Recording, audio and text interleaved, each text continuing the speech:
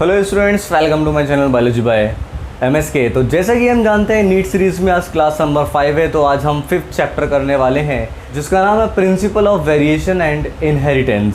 Okay, तो इसके जो मोस्ट इंपॉर्टेंट क्वेश्चन है अराउंड 40 टॉप 40 क्वेश्चन जिनके आने के चांसेस बहुत ज़्यादा हैं और कुछ क्वेश्चंस प्रीवियस ईयर से लिए गए हैं। तो आइए हम देखते हैं वन बाई वन क्वेश्चन। और हाँ, क्लास स्टार्ट करने से पहले मैं आपको बता देता हूँ, अगर जो आप मेरे चैनल पे पहली बार आए तो मेरे चैनल को सब्सक्राइब करें, मेरी वीडियोस को लाइक करें, शेयर करें, कमेंट करें, बेल आइकन को प्रेस करना बिल्कुल भी ना भूलें। तो आइए स्टार्ट करते हैं क्वेश्चन नंबर 1। तो क्वेश्चन नंबर 1 यहाँ पर क्या कहता है, ध्यान देंगे ज़रा।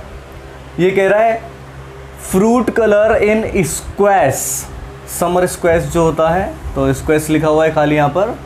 Fruit colour in squash is an example of, यानी कि जो समर स्क्वैश होता है, ठीक है, उसका जो फ्रूट कलर है वो किसकी वजह से होता है। तो पहला ऑप्शन दिया गया है recessive epistasis, dominant epistasis, complementary gene या फिर नन ऑफ दीज। तो सोचिए आप इसका आंसर क्या हो सकता है। समर स्क्वैश और स्क्वैश का जो फ्रूट कलर होता है वो किसकी वजह से होता है, तो ध्यान रखना, it is because of dominant epistasis. किसकी वजह से होता है ये? डोमिनेंट एपिस्टेसिस की वजह से होता है। डोमिनेंट एपिस्टेसिस एक्चुअली में है क्या, तो हम बोल सकते हैं इट इज़ ए डेविएशन। ये क्या है? एक डेविएशन है। Deviation from what? Deviation from Mendel's law, Mendel's dihybrid cross. Mendel ने जो अपने डाइहाइब्रिड क्रॉस किए थे उनसे क्या है, ये डेविएशन है। ओके, जिसमें रेशियो 12:3:1 निकल करके आता है। Now let's come to the question number 2। The question number 2 is genes which codes for a pair of contrasting characters, यानी कि जीन्स, ऐसे जीन्स जो कोड करते हैं for a pair of contrasting character. Gene जिस कॉन्ट्रास्टिंग पेयर ऑफ कैरेक्टर को code करता है उसको क्या बोलते हैं? तो आपने मेरी वीडियो देखी होगी तो आपको पता है, जीन कॉन्ट्रास्टिंग पेयर्स को जो क्या करता है, कोड करता है, उसको हम क्या कहते हैं? इनमें से फैक्टर, ट्रेड्स, एलील्स या गैमेट्स। तो क्या आंसर होगा इसका? तो जीन्स एक्चुअली में फैक्टर्स ही होते हैं, तो यहाँ से तो आता नहीं है। ट्रेड्स भी नहीं हो सकता है, ठीक है। एलील्स, ओके, जीन्स एक्चुअली में कॉन्ट्रास्टिंग पेयर ऑफ एलील को कोड करता है, इसलिए हम एलील को बोल सकते हैं। क्या बोलते हैं एलील को? It is a contrasting form of gene, ठीक है। Contrasting pair of gene is known as allele, ऐसे भी हम इसको कह सकते हैं। तो बढ़ते हैं हम लोग नेक्स्ट क्वेश्चन की ओर, that is some genomic representation of skin colour are given below. ये कह रहा है कुछ जीनोमिक रिप्रेजेंटेशन हमें दी गई है, genomic representation of skin colour. देखते हैं वो क्या है। Capital A, small B, capital C, capital A, small B, small C, capital A, capital B, capital C, small A, small B, small C. तो ये कुछ हमें जीनोमिक रिप्रेजेंटेशन दी गई है किसकी? स्किन कलर की। अब बात करते हैं कि इसमें पूछ क्या रहा है, एक्चुअली में हमारा क्वेश्चन क्या है यहाँ पर, ठीक है। तो हम बात करते हैं अपने क्वेश्चन पर।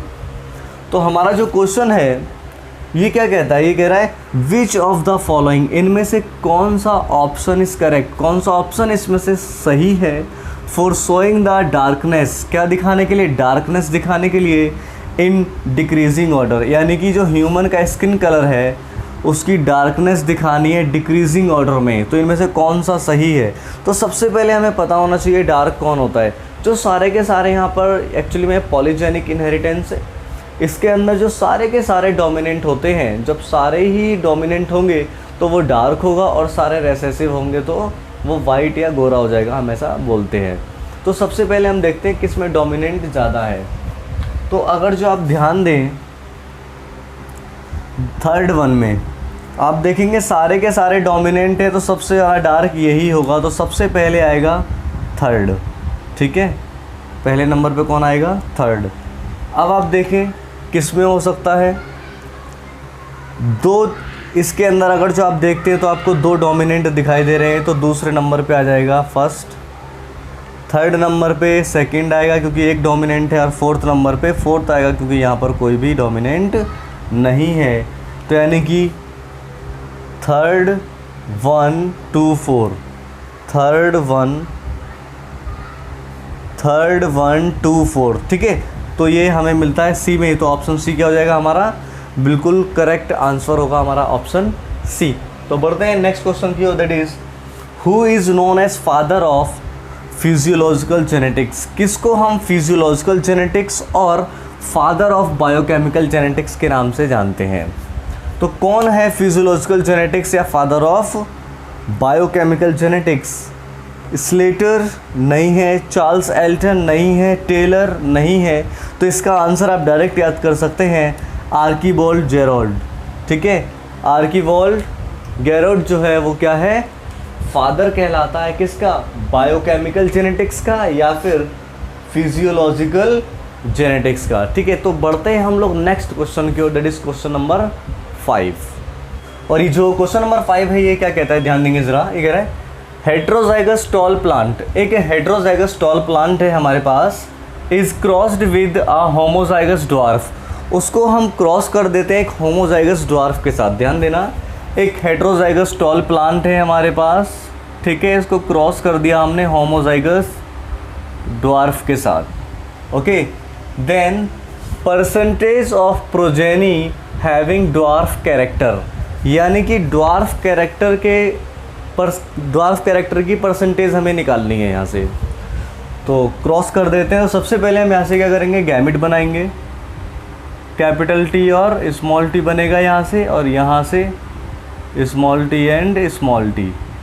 ये इसके साथ आएगा तो कैपिटल टी स्मॉल टी, ये इसके साथ आएगा, क्रॉस करेंगे तो capital T small T, small T small T small T small T. तो आप देख सकते हैं यहाँ पर 2 टॉल हैं और 2 ड्वार्फ हैं। तो हम बोल सकते हैं कि चांसेस कितने हो गए, 50-50। कितने चांसेस हो गए, 50-50। यानी कि जो इसने पूछा हुआ है कि प्रोजेनी हैविंग ड्वार्फ कैरेक्टर, तो ड्वार्फ कैरेक्टर की परसेंटेज हमें निकालनी है। तो वो टोटल हमारे पास आए हैं 4, आप ऐसे भी निकाल सकते हैं।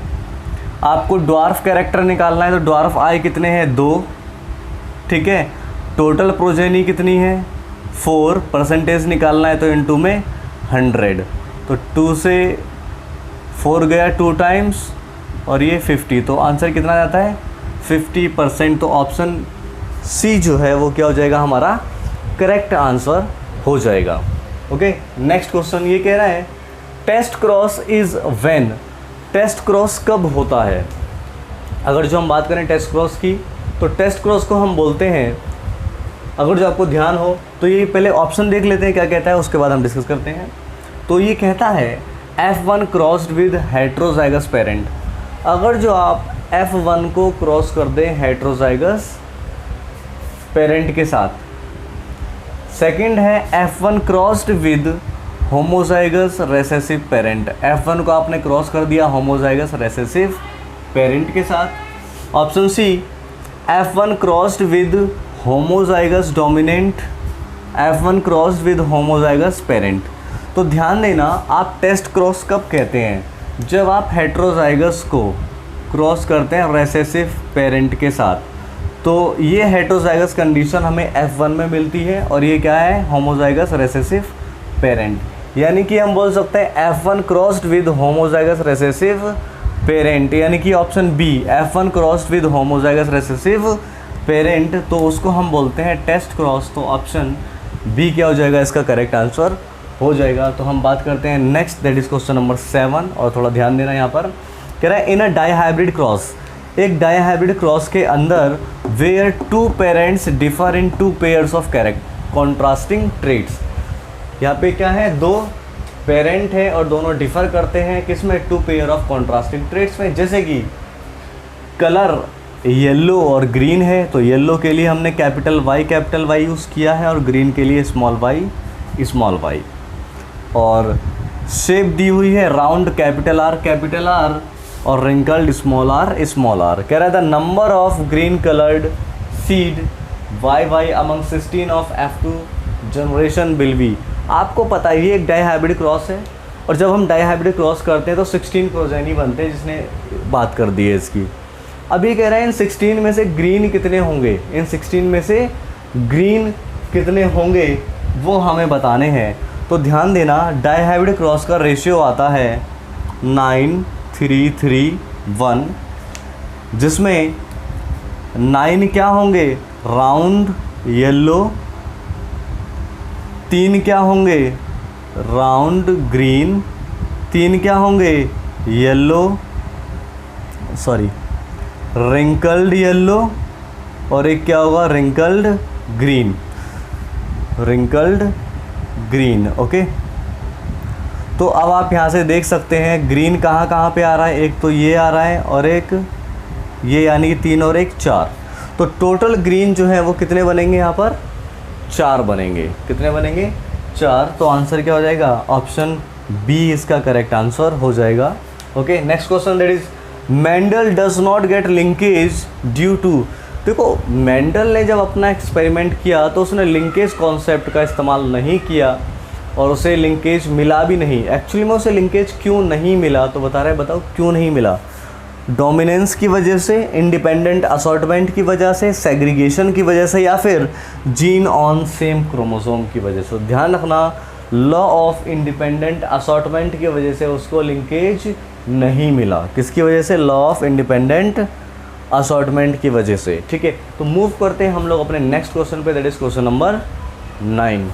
और क्वेश्चन नंबर 9 क्या कहता है, ज़रा ध्यान देंगे। Mendel's principle of segregation means that the germ cells always receive. ये जो मेंडल का जो प्रिंसिपल था सेग्रीगेशन का, मेंडल का सेग्रीगेशन का प्रिंसिपल क्या कहता है, at the time of gametogenesis तो गैमेट्स क्या हो जाते हैं, सेपरेट हो जाते हैं।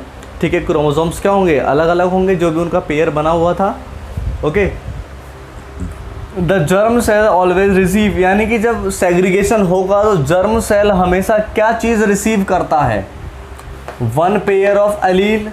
क्या एक पेयर ऑफ एलील को रिसीव करेगा, या 1/4 ऑफ जीन, या जीन का 1/4 1/4 पार्ट को रिसीव करेगा, या 1 of the paired allele.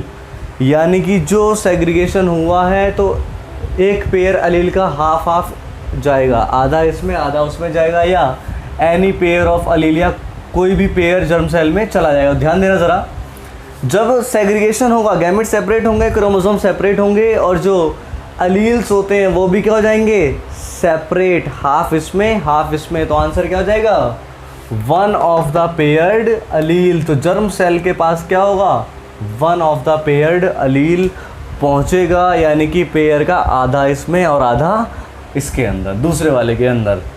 Next question, which one of the parents is most likely to get a child who would suffer from haemolytic disease of newborn. ये कह रहे हैं which one of the parents is most likely to get a child, यानी कि इनमें से ऐसा कौन सा पेरेंट है जिनका चाइल्ड जो होगा वो कैसा होगा, उसको डिजीज़ होगी हीमोलाइटिक। कौन सी डिजीज़ होगी हीमोलाइटिक। तो कौन सी कंडीशन में चांसेस ज़्यादा हैं, ध्यान देना ज़रा। जब mother, option A, mother RH positive और फादर RH नेगेटिव होगा तब, या फिर मदर RH नेगेटिव है और फादर भी RH नेगेटिव है। सी, मदर RH पॉजिटिव फादर भी RH positive. D, mother RH negative है और फादर RH पॉजिटिव है। तो ये 4 आपके पास ऑप्शन है, तो इसमें से कौन सा ऑप्शन होगा।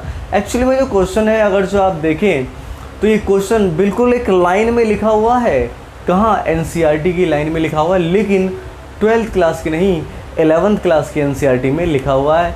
ठीक है, वहाँ पर आप RH फैक्टर का कॉन्सेप्ट पढ़ सकते हो, जो नीचे जब आएंगे ठीक है तो वहाँ पर मिल जाएगा आपको इराइथ्रोब्लास्टोसिस फीटलिस। ठीक है, तो एक्चुअली में कंडीशन कब डेवलप होती है हीमोलाइटिक डिजीज़ की, तो हीमोलाइटिक डिजीज़ की कंडीशन डेवलप होती है जब मदर RH नेगेटिव हो और फादर RH पॉजिटिव हो। तो हम बोल सकते हैं ऑप्शन डी जो है वो हमारा करेक्ट आंसर है। Now let's move to the question number 11। The question number 11 is genes are made up of. Genes are made up of, genes बने होते हैं। अब हमें बात करनी है जीन्स किस चीज़ के बने होते हैं। हिस्टोन्स के बने होते हैं, हिस्टोन्स यानी कि हिस्टोन प्रोटीन, हाइड्रोकार्बन के बने होते हैं, पॉलीन्यूक्लियोटाइड के बने होते हैं, या फिर लिपोप्रोटीन के बने होते हैं। तो हमें पता है जीन एक्चुअली में क्या है, एक स्ट्रेच होता है डीएनए का, और हम इसको थोड़ा और मॉडिफाई करके बोल सकते हैं डीएनए इज़ द सेगमेंट और functional segment, sorry, gene is the functional segment of DNA. Gene जो है वो डीएनए का एक फंक्शनल सेगमेंट होता है। अब फंक्शनल सेगमेंट है डीएनए का, तो डीएनए किसका बना होता है? डीएनए तो पॉलीन्यूक्लियोटाइड होता है एक टाइप से। किसका होता है? डीएनए से पॉलीन्यूक्लियोटाइड। तो यहाँ पर है कहीं पे हिस्टोन, हाइड्रोकार्बन, पॉलीन्यूक्लियोटाइड, तो ऑप्शन सी। तो जीन किसका बना होता है? Gene is made of polynucleotide, क्योंकि जीन एक्चुअली में डीएनए का पार्ट है और डीएनए पॉलीन्यूक्लियोटाइड से बना होता है। तो ऑप्शन सी हो जाएगा इसका। Now let's move to the question number 12। The question number 12 is genetic counsellors can identify heterozygous individuals, यानी जो जेनेटिक काउंसलर होते हैं वो आइडेंटिफाई कर सकते हैं हेट्रोजाइगस इंडिविजुअल्स को। अब देखना, जेनेटिक काउंसलर हेट्रोजाइगस इंडिविजुअल को क्या कर रहे हैं? आइडेंटिफाई कर रहे हैं। लेकिन कैसे कर सकते हैं? हाइट ऑफ इंडिविजुअल, इस इंडिविजुअल की हाइट देख के बता देगा कि भैया वो हेट्रोजाइगस इंडिविजुअल है या नहीं। तो हमें पता है मेंडल के केस में अगर जो हम बात करें तो हाइट देखकर बताया नहीं जा सकता कि वो हेट्रोजाइगस है या नहीं, क्योंकि कैपिटल टी भी टॉल होता है और कैपिटल टी स्मॉल टी भी टॉल होता है। तो हाइट देखकर तो हम नहीं बता सकते। Next, colour of individual, colour देख के बता सकते हैं राउंड येलो, तो ऐसा भी पॉसिबल नहीं है। सेम कॉन्सेप्ट वही वाला है। अगला है स्क्रीनिंग प्रोसीजर और नेक्स्ट है ऑल ऑफ द अबव। जब दोनों है नहीं और ऑल ऑफ द अबव तो हो नहीं सकता, तो क्या रह गया? Screening procedure. तो स्क्रीनिंग प्रोसीजर एक ऐसा प्रोसेस होता है जिसमें आप किसी भी इंडिविजुअल को देख कर के बता सकते हैं कि वो हेट्रोजाइगस है या होमोजाइगस है। एक्चुअली में ये प्रोसेस होता क्या है?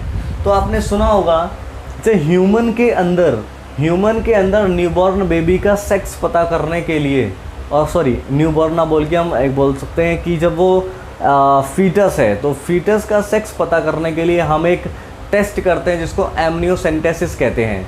तो एमनियोसेंटेसिस से एक्चुअली में क्या होता है, हमें एक्स वाई का पता चल जाता है और हम उसका सेक्स बता पाते हैं। तो जिस तरीके से ह्यूमन के अंदर एमनियोसेंटेसिस होता है, उसी तरीके से हम बोल सकते हैं प्लांट्स के अंदर एक प्रोसीजर होता है जिसको हम स्क्रीनिंग प्रोसीजर कहते हैं, जिसमें क्रोमोसोम्स जो अलील्स हैं उनको स्टडी किया जाता है, जिससे कि पता चल जाएगा कि कौन हेट्रोजाइगस है और कौन होमोजाइगस है। नेक्स्ट क्वेश्चन पे मूव करते हैं, that is question number 13। The term genetics was proposed by, ये जो टर्म जेनेटिक्स है वो किसने दिया? मेंडल ने दिया? नहीं, मेंडल ने तो नहीं दिया। वैटसन, मॉर्गन या जॉनसन? तो ध्यान रखें, the term genetics was coined by Bateson. Bateson ने इस टर्म को दिया था जेनेटिक्स को। नेक्स्ट, एलील्स आर, एलील्स क्या होते हैं? Alternate form of gene. अभी थोड़ी देर पहले क्वेश्चन आया था एलील्स के बारे में ही, ठीक है, जीन्स और एलील्स के बारे में। तो ध्यान रखना, कुछ भी पढ़ने की ज़रूरत नहीं है। Alleles are alternate form of gene, gene की एक अल्टरनेट फॉर्म को हम क्या कहते हैं? एलील कहते हैं, ठीक है। होमोलोगस क्रोमोसोम नहीं, पेयर ऑफ सेक्स क्रोमोसोम नहीं, नंबर नन ऑफ दीज। तो आंसर क्या होगा हमारा? Alternate form of gene. जो अल्टरनेट फॉर्म है जीन की उसी को हम क्या बोलते हैं? एलील बोलते हैं। आप कोई सा भी एक जीन ले लें तो उसकी अल्टरनेट फॉर्म ज़रूर होगी। जैसे कि हमने एक सपोज़ कीजिए एक जीन ले लिया जिसका नाम था, एक हाइट का जीन हमने ले लिया। तो जब हाइट का जीन लिया है तो इसकी एक अल्टरनेट फॉर्म होगी कैपिटल टी स्मॉल टी। तो ये क्या है? तो ये क्या है एक्चुअली में? अल्टरनेट फॉर्म ऑफ जीन, और इसको हम क्या बोलते हैं? एलील कहते हैं। बात समझ में आ गई? तो इसी बात पे हम लोग नेक्स्ट क्वेश्चन में मूव करते हैं। अगर जो अभी भी आपने मेरा चैनल सब्सक्राइब नहीं किया है तो प्लीज़ मेरे चैनल को सब्सक्राइब करें और मेरी वीडियो सारी कंटिन्यू पार्ट वाइज देखें और क्लास वाइज देखें। तो आइए हम बढ़ते हैं हमारे नेक्स्ट क्वेश्चन की, दैट इज क्वेश्चन नंबर 17। और क्वेश्चन नंबर 17 क्या होता है, ध्यान से देखेंगे ज़रा। ये कहता है genes when present in homozygous condition results in non viable progeny. यानी कह रहा है ऐसे जीन्स जब होमोजाइगस कंडीशन में होंगे तो उनसे जो प्रोजेनी होगा वो नॉन बाइएबल होगा, यानी कि डेड होगा। The factors responsible for such conditions are, तो इसके लिए कौन से फैक्टर्स रेस्पॉन्सिबल हैं? तो ऑप्शन लिखा हुआ है polygenes, linked genes, lethal genes and epistatic gene. तो ध्यान देना, पॉलीजीन का कोई इफेक्ट नहीं पड़ता है, लिंक्ड जीन का कोई इफेक्ट नहीं पड़ता है, एपिस्टैटिक का कोई इफेक्ट नहीं पड़ता है। लेकिन जब लीथल जीन जो होते हैं ऐसे फैक्टर्स हैं एक्चुअली में, जब ये होमोजाइगस कंडीशन में आएंगे तो उससे क्या होगा, आने वाले की यानी जो प्रोजेनी है उसकी डेथ हो जाएगी। ठीक है, तो ये कभी भी किस में नहीं होने चाहिए, होमोजाइगस कंडीशन में नहीं होने चाहिए। तो ऑप्शन सी इसका आंसर हो जाएगा। Now let's move to the question number 18। An RH negative individual, एक इंडिविजुअल है जो कि RH नेगेटिव है। कैसा है, RH negative, receives RH positive blood. अभी थोड़ी देर पहले हमने बात की थी इसी चीज़ की, mother RH negative, father RH positive, तो जो बेबी होगा वो उसके चांसेस बहुत कम होते हैं, उसको क्या होता है, हीमोलाइटिक डिसीज़ होती है। तो यहाँ पर लेकिन क्या कह रहा है, यहाँ पर ये कहना चाह रहा है एक इंडिविजुअल जिसका RH नेगेटिव ब्लड है वो RH पॉजिटिव वाले से ब्लड ले लेता है, द रेसिपिएंट बिकम्स, तो जिसने ब्लड लिया है वो क्या हो जाएगा उसके अंदर, क्या वो स्टेराइल हो जाएगा? तो स्टेराइल का कोई इफेक्ट नहीं पड़ता, डेड मर जाएगा, मरेगा भी नहीं, कोई रिएक्शन नहीं होगी, ये भी गलत है, रिएक्शन तो होगी। तो क्या होगा, आइसो इम्यूनाइज्ड हो जाएगा, वो क्या हो जाएगा, आइसो इम्यूनाइज। तो ऑप्शन डी इसका करेक्ट आंसर होगा, जब नेगेटिव वाला पॉजिटिव वाले से ब्लड ले ले। RH के केस में बात कर रहे हैं हम। Next question, how many different kinds of gametes will be produced by a plant. कह रहा है कितने गैमेट्स बनेंगे एक प्लांट के द्वारा, हैविंग द जीनोटाइप, जिसका जीनोटाइप क्या है, capital A, capital B, small b, capital C। तो अगर जो आपको कोई भी जीनोटाइप दिया गया हो और आपको ये बताना है कि कितने टाइप के गैमेट्स बनेंगे, तो कुछ नहीं करना होता है, नंबर ऑफ़ गैमेट्स निकालने का फॉर्मूला होता है 2 की power n। Number of gametes निकालने का फॉर्मूला क्या है, 2 की पावर n। यहाँ पर n कहता है हेट्रोजाइगस कंडीशन, क्या बोलता है, heterozygous condition.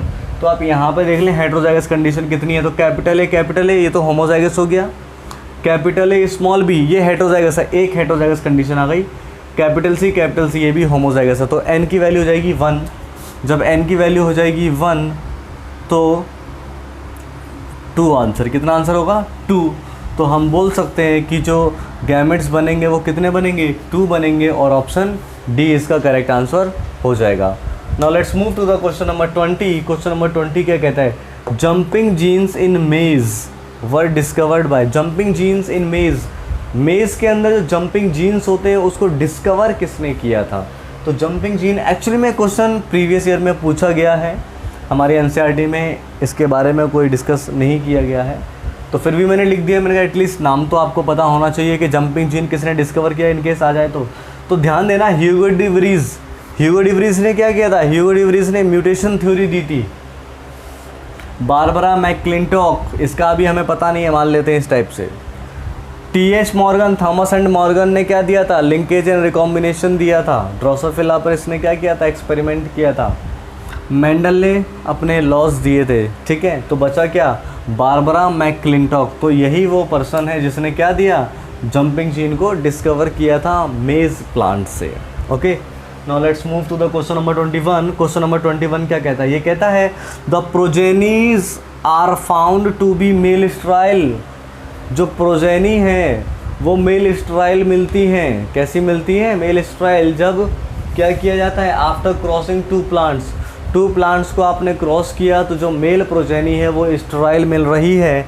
This is due to some genes, ये कुछ जीन्स की वजह से ऐसा होता है, विच आर प्रेजेंट इन, और ये जीन्स ऐसे कहाँ प्रेजेंट होते हैं, माइटोकॉन्ड्रिया में होते हैं, साइटोप्लाज्म में होते हैं, न्यूक्लियस में होते हैं, या क्लोरोप्लास्ट में। ध्यान देना, ये जो मेल स्टेराइल वाली कंडीशन जो आई है, इसके लिए जीन्स माइटोकॉन्ड्रिया में प्रेजेंट होते हैं। कहाँ प्रेजेंट होते हैं? माइटोकॉन्ड्रिया में। Next question that is Mendelian recombinations are due to. जो मेंडेलियन रिकॉम्बिनेशन है वो किसकी वजह से मिले? लिंकेज की वजह से, तो मेंडल ने लिंकेज की बात नहीं की थी। म्यूटेशन की वजह से, तो म्यूटेशन की भी बात नहीं की।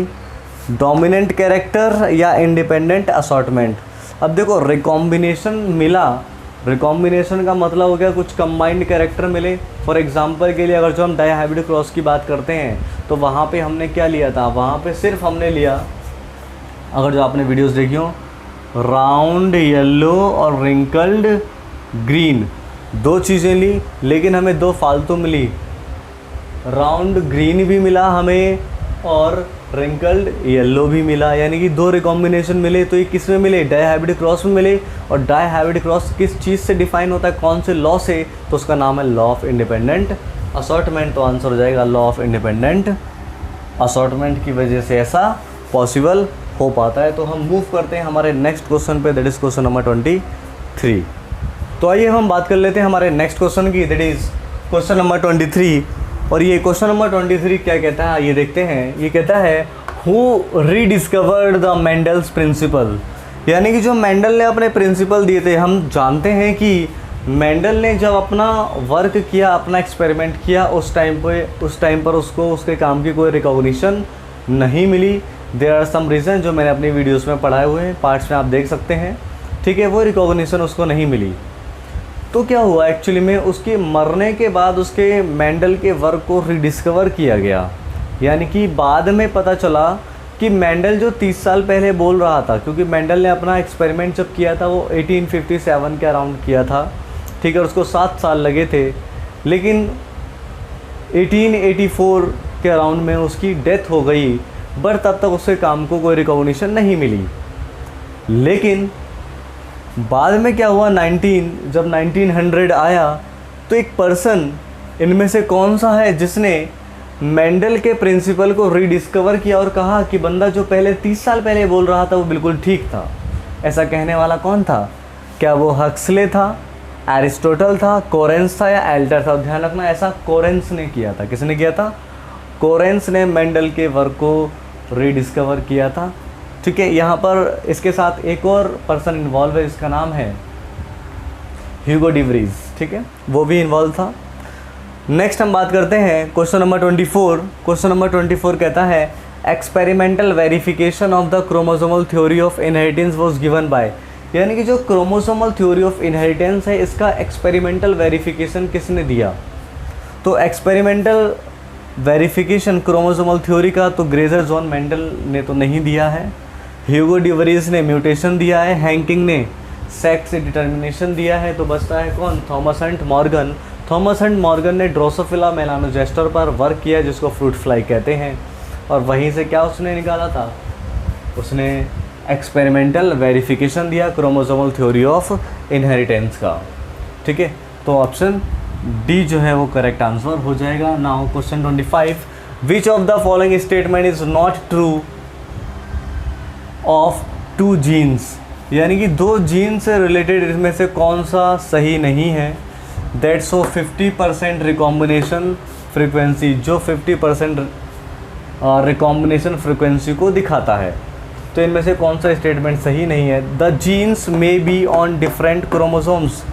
जीन्स जो होते हैं वो डिफरेंट क्रोमोसोम्स पर होते हैं, या genes are tightly linked. Genes जो होते हैं वो टाइटली लिंक्ड होते हैं, या फिर the genes show independent assortment, या जीन्स इंडिपेंडेंट असॉर्टमेंट दिखाते हैं।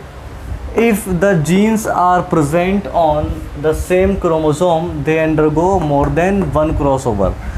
जब मियोसिस होता है तो क्रॉसिंग ओवर के दौरान वो हर बार नेक्स्ट में जाते रहते हैं, ठीक है। तो हमें क्या बताना है? बताना विच of the following statements not true.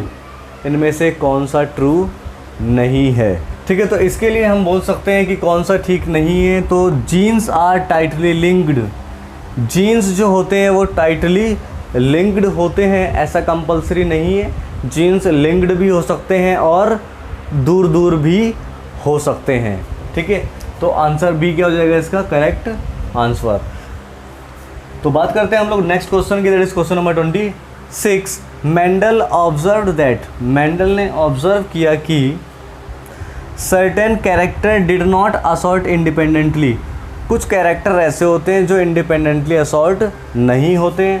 Letter scientist found that this is due to, बाद में पता चला ये किसकी वजह से होता है, जो असॉर्ट नहीं हो रहे हैं किसकी वजह से नहीं हो रहे हैं, linkage in traits, crossing over both A and B, या dominance of one traits of other. ध्यान देना, जो कैरेक्टर अगर जो असॉर्ट नहीं होते हैं it is because of linkage in traits, यानी कि जीन्स जो होते हैं वो लिंक्ड होते हैं। जब लिंकेज होगी तो क्या नहीं होगा, कैरेक्टर असॉर्ट नहीं होते। यहाँ पर क्या होंगे, वो एक साथ, जब जीन लिंक्ड होंगे तो वो एक साथ नेक्स्ट जनरेशन में ट्रांसफ़र हो जाते हैं। तो ऑप्शन ए इसका करेक्ट आंसर हो जाएगा। Next, holandric genes are located, actually में ये हमारे एनसीईआरटी में या बुक में मेंशन नहीं किया गया है, लेकिन इसको कुछ ईयर्स पहले यानी कि देखा गया था, एम्स का जो पेपर था उसमें क्वेश्चन पूछा गया था कि होलांड्रिक्स जीन्स जो होते हैं वो कहाँ पर प्रेजेंट होते हैं। तो होलांड्रिक जीन्स एक्चुअली में इसका कोई पेयर नहीं होता है, इसका कोई होमोलोगस नहीं होता, और ह्यूमन के अंदर एक ही ऐसा होता है सेक्स क्रोमोसोम जिसका होमोलोगस नहीं होता है। ओके, तो सेक्स क्रोमोसोम का होमोलोगस नहीं होता है। और अगर जो हम बात करते हैं कि सेक्स क्रोमोसोम, तो एक होता है XX और एक होता है XY। तो XX तो होमोलोगस हो गया, लेकिन जो Y का है इसका नहीं होता। तो हम बोल सकते हैं कि जो होलांड्रिक जीन्स हैं वो कहाँ प्रेजेंट होता है, ओनली इन Y क्रोमोसोम। तो वो सिर्फ और सिर्फ Y क्रोमोसोम पर ही प्रेजेंट होगा, किसी दूसरे पर प्रेजेंट नहीं होता है। तो आइए हम बात करते हैं नेक्स्ट क्वेश्चन की। The next question is 28। 28 क्या कहता है, ये कहता है XO type of sex determination is seen in, यानी कि जो XO टाइप सेक्स डिटर्मिनेशन है वो किसके अंदर देखा जाता है, तो मैन के अंदर XY होता है, ठीक है, ग्रासोपर, ड्रोसोफिला, बर्ड्स। तो ध्यान रखना XO टाइप जो सेक्स डिटर्मिनेशन है वो हम किस में देखते हैं, हम देखते हैं उसको इंसेक्ट के अंदर। किसके अंदर, इंसेक्ट के अंदर। तो इसमें से इंसेक्ट कौन कौन है, इसमें से ड्रोसोफिला और ग्रासोफर इंसेक्ट हैं, तो 2 आंसर होंगे। लेकिन 2 आंसर हो ही नहीं सकते क्योंकि हमारे पास किसी एक को हमें सेलेक्ट करना है। तो ध्यान रखना, ड्रोसोफिला के अंदर जो सेक्स डिटर्मिनेशन होता है वो ह्यूमन की तरह होता है। किसकी तरह होता है, ह्यूमन की तरह। तो ये ऑप्शन तो कैंसिल हो गया, तो रहता क्या, ग्रासोफर। तो हम बोल सकते हैं XO टाइप जो सेक्स डिटर्मिनेशन है वो ग्रासोपर के अंदर देखा जाएगा। Next, which symbols are used for representing chromosomes of birds, birds के क्रोमोसोम को रिप्रेजेंट करने के लिए कौन से सिंबल का इस्तेमाल हम करते हैं, तो बर्ड्स के अंदर हम ZZ और ZW को इस्तेमाल करते हैं। Question number 30। अ कपल है 6 चिल्ड्रन, एक कपल है उसके 6 बच्चे हैं। 5 आर गर्ल्स, 5 लड़कियां हैं, एंड 1 इज़ बॉय, और 1 लड़का है। 5 लड़कियां हैं, 1 लड़का है। कहता है the percentage of having a girl on the next time is, अगली बार लड़की होने के चांसेस कितने होंगे, उसकी परसेंटेज क्या होगी। तो ध्यान देना ज़रा, लड़का होना या लड़की होना, अगर जो कोई लेडी प्रेग्नेंट है तो सिंपल सी बात है, या तो लड़का होगा या लड़की होगी, यानी कि आधे चांस होते हैं, यानी 50%, ठीक है। उनका इससे कोई लेना देना नहीं है, पहले कितने थे उसका मतलब क्या है, XY क्रोमोसोम से होता है, यानी कि 50% चांसेस होंगे कि लड़की हो सकती है और 50% ही लड़के के होंगे। Next, mutation can be induced with, mutation आप कर सकते हैं, mutation can be caused with, किससे कॉज हो सकती है, indole acetic acid, indole acetic acid तो एक प्लांट हार्मोन है, इससे तो नहीं होगा। इथाइलिन अगेन प्लांट हार्मोन, तो एक है गामा रेडिएशन और एक है इंफ्रारेड रेडिएशन। तो इंफ्रारेड तो हम सर्दियों में वैसे ही इतना लेते हैं तो कुछ होता है नहीं होता, तो बचता क्या है, गामा रेडिएशन। तो गामा रेडिएशन की वजह से क्या आता है, म्यूटेशन हो जाता है। Next, the loss of chromosomal segment is due to, यानी कि क्रोमोसोम है वहाँ से क्रोमोसोमल सेगमेंट लॉस हो रहा है, यानी कि ख़त्म हो रहा है। ये किसकी वजह से ऐसा होता है, पॉलीप्लॉइडी की वजह से नहीं। पॉलीप्लॉइडी में तो अगर जो किसी के पास N है तो वो 2n हो जाएगा, 3n हो जाएगा, 4n। ये है पॉलीप्लॉइडी। डिलीशन, डिलीशन मतलब डिलीट होना, डुप्लीकेशन का मतलब डबल हो जाना, इन्वर्जन का मतलब पलट जाना। तो हमें यहाँ पे किसकी बात कर रहा है, लॉस की बात कर रहा है, लॉस यानी कि डिलीट। तो हम बोल सकते हैं डिलीशन के अंदर ऐसा होगा कि जो क्रोमोसोमल सेगमेंट है वो डिलीट हो जाए यानी कि लॉस हो जाए। Next, the chromosome constitution 2n-2 of an organism represent. किसी ऑर्गेनिज्म के अंदर 2n-2 क्रोमोसोम है तो ये कौन सी कंडीशन है? क्या ये कंडीशन मोनोसोमिक है? नहीं। नलिसोमिक है? यस। ये कंडीशन जब किसी भी क्रोमोसोम से -2 हो तो ये नलिसोमी कहलाता है, 2n-1 हो तो मोनोसोमी कहलाता है, 2n+1 हो तो ट्राइसोमी कहलाएगा। ठीक है, क्या कहलाएगा? ट्राइसोमी। तो लिख देते हैं यहाँ पर, ये है नलिसोमी, ये है मोनोसोमिक और ये क्या है? ट्राइसोमिक। ठीक है, तो इसका आंसर हो जाएगा नलिसोमिक कंडीशन को रिप्रेजेंट करता है ये। Next, the mutagenic agent among following is. इनमें से म्यूटाजेनिक कौन है? तो इथाइलिन मीथेन, इथाइलिन 2,4-D या IAA। देखना IAA plant hormone, ethylene plant hormone, 2,4-D plants में यूज़ किया जाता है। तो बचता क्या है? Ethylene methane. यही क्या है? एक म्यूटाजेनिक एजेंट है। क्या है? म्यूटाजेनिक एजेंट है। तो आइए स्टूडेंट हम नेक्स्ट क्वेश्चन की बात कर लेते हैं। The next question is 35, that is after a mutation at a genetic locus. कह रहा है एक जेनेटिक लोकस पे म्यूटेशन होने के बाद character of an organism changes due to change in. जो कैरेक्टर है ऑर्गेनिज्म के वो चेंज जाते हैं। किसकी वजह से चेंज होते हैं? किस चीज़ के अंदर चेंज होता है जिसकी वजह से कैरेक्टर चेंज हो रहे हैं? तो आपको अगर जो ध्यान हो तो मैंने आपसे बताया था कि हमारी बॉडी के अंदर हर एक कैरेक्टर के लिए कोई ना कोई प्रोटीन रिस्पॉन्सिबल होता है। क्या रिस्पॉन्सिबल होता है? प्रोटीन। अगर जो वो प्रोटीन सही से बनता रहेगा तो कैरेक्टर वैसे ही रहेंगे।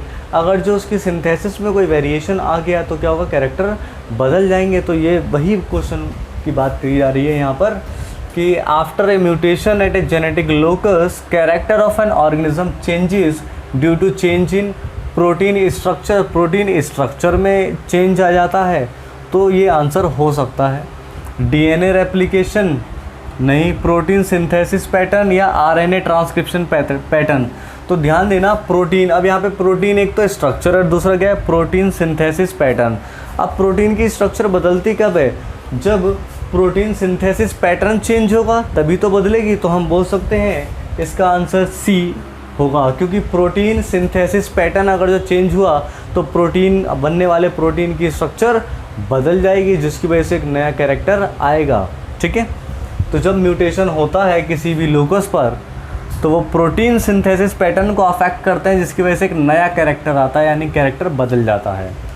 The next question is plant which is used by Hugo de Vries from mutation experiment was.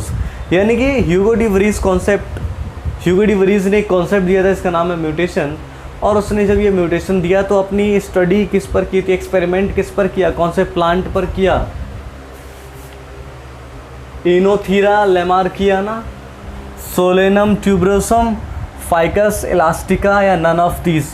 तो ध्यान रखना डायरेक्ट क्वेश्चन है, कोई इसमें सोचने वाली बात नहीं है। दैट इज इनोथीरा, ये आपको ध्यान रखना है। इनोथीरा पर इसने क्या किया था? अपना एक्सपेरिमेंट किया था, जब जाकर के इसने अपनी थ्योरी दी थी म्यूटेशन की। Next, a person affected with PKU। एक पर्सन है जिसके अंदर अफेक्ट है किससे? PKU से, यानी कि फिनाइल कीटोन यूरिया से। लैक्स एन एंजाइम, इसके पास एक एंजाइम की कमी होती है। That convert the amino acid, और वो एंजाइम क्या करता है? कन्वर्ट करता है अमाइनो एसिड को, फिनाइल एलानाइन को, इनटू किस में कन्वर्ट करता है? वेलाइन में कन्वर्ट करता है, प्रोलीन में, हिस्टिडीन में या टायरोसिन में। तो ध्यान रखना ये जो फिनाइल कीटोन यूरिया है वो एक एंजाइम की कमी की वजह से होती है और उस एंजाइम का नाम होता है फिनाइल एलानिन हाइड्रोक्सिलेज। जब ये एंजाइम नहीं होगा तो फिनाइल एलानिन टायरोसिन में कन्वर्ट होना होता है, तो टायरोसिन में कन्वर्ट ना होकर के फिनाइल पायरुविक एसिड में कन्वर्ट हो जाता है या उसके डेरिवेटिव में। ठीक है, तो आंसर क्या हो जाएगा? टायरोसिन। किस में कन्वर्ट होना होता है? इसको टायरोसिन में कन्वर्ट होना होता है, लेकिन एंजाइम की कमी की वजह से नहीं हो पाता है, जिसकी वजह से डिसऑर्डर हो जाता है जिसको हम PKU यानी कि फिनाइल कीटोन यूरिया कहते हैं। आई होप कि आपको बात समझ में आ रही होगा। आपने चैप्टर अगर जो अच्छे से पढ़े हैं तो यहाँ पे कोई कन्फ्यूज़न नहीं होने वाली है। ठीक है, नेक्स्ट क्वेश्चन की बात कर लेते हैं। और हाँ, कमेंट बॉक्स में कमेंट ज़रूर करें कि आज की क्लास में 40 में से आपने कितने क्वेश्चंस ठीक किए हैं, आपके कितने सही रहे हैं। कमेंट बॉक्स में कमेंट करके ज़रूर बताएं। The genotype of a person suffering from Klinefelter syndrome. अभी जो क्लाइनफेल्टर जो है वो मेल के अंदर होता है, मेल में XY होता है। जब इसके पास एक और एक्स्ट्रा X आ जाता है तो ये क्लाइनफेल्टर कहलाता है। तो ऑप्शन डी इसका आंसर हो जाएगा। ठीक है, next, haemophilia is related to. Haemophilia इनमें से किससे रिलेट करता है? तो पहला है एल्बिनिज़म से रिलेट करता है, सिकल सेल अनीमिया से रिलेट करता है, या कलर ब्लाइंडनेस से जुड़ा हुआ है, या थैलासीमिया से रिलेट करता है। तो ध्यान देना, हीमोफीलिया एक्चुअली में एक ऐसा डिसऑर्डर है जिसको हम जो क्रिस क्रॉस पैटर्न को दिखाता है। किसको दिखाता है? क्रिस क्रॉस पैटर्न को। अब ये क्रिस क्रॉस पैटर्न और कौन दिखाता है? तो आंसर है कलर ब्लाइंडनेस। कौन दिखाता है? कलर ब्लाइंडनेस भी क्रिस क्रॉस इनहेरिटेंस दिखाता है। ठीक है, तो किससे रिलेट करता है? कलर ब्लाइंडनेस से ये रिलेट होता है। Next question, the genetic deficiency of ADH। तो जो जेनेटिक डेफिशिएंसी होती है ADH की, एंटी डायरेटिक हार्मोन रिसेप्टर की, लीड्स टू, इसकी वजह से क्या होगा? अगर जो एंटी डायरेटिक हार्मोन रिसेप्टर्स की कमी है और ये डिसऑर्डर है तो इससे होगा क्या? डायबिटीज़ मेलिटस होगा, ग्लाइकोसूरिया होगा, या डायबिटीज़ इंसिपिडस होगा, या नेफ्रोजेनिक डायबिटीज़। तो आंसर होगा नेफ्रोजेनिक डायबिटीज़। क्या होगा? Nephrogenic diabetes. Anti diuretic hormone receptors हमारे नेफ्रॉन्स में ही प्रेजेंट होते हैं, इसलिए क्या बीमारी कौन सी होगी? नेफ्रोजेनिक डायबिटीज़ इसको हो जाएगा। ठीक है, तो आज की क्लास में ज़रूर कमेंट करें कि आपके कितने क्वेश्चन ठीक रहे हैं। और ये मोस्ट इंपॉर्टेंट क्वेश्चन है, आप मेरे सारे पार्ट्स को देखें, सारी वीडियोस को देखें। ठीक है, ज़्यादा से ज़्यादा इन केस कोई डाउट अगर जो आपको लगता है तो कमेंट बॉक्स में कमेंट ज़रूर करें। Thank you for watching my channel biology by MSK।